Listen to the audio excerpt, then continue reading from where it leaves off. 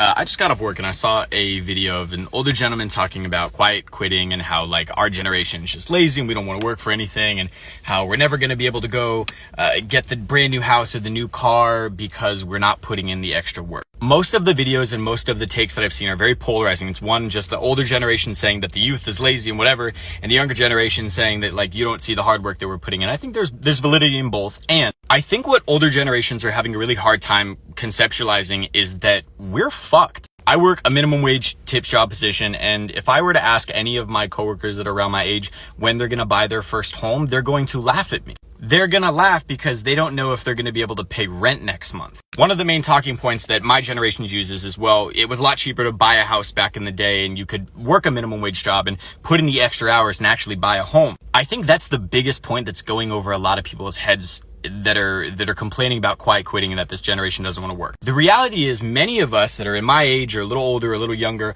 are working jobs that do not care about us as people. And I'm going to say that again because I think that's a very, very important distinction that a lot of people are forgetting.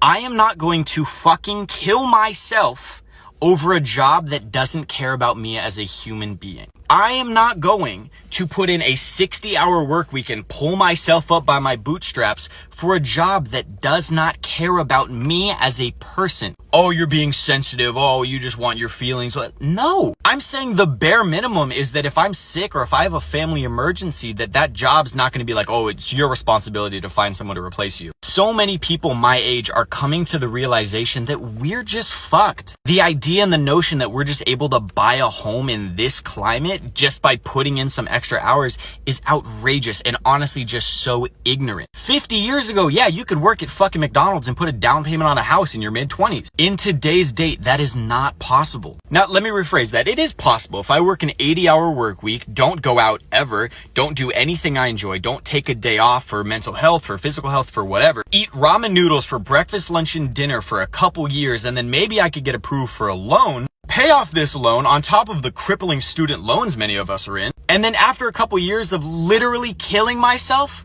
I can own a home. And you can't just say, oh, people are lazy for not wanting to do that. I'm not even taking into consideration, I don't know if we're going to have a sustainable world in 50 years. I'm asking a genuine question here. Why, as a 22-year-old individual, would I do all of this work to save up for a home in some place that I probably don't want to live in, because chances are I can't afford to live where I want to live, purchase that home, and then not even know if we are going to have a sustainable world to live in 50 years from now? Why would I want to raise kids in a world where I don't know if they're going to have clean air to breathe in 50 years? It all comes back down to you had the privilege of growing up in a world where there was hope and opportunity, and we don't.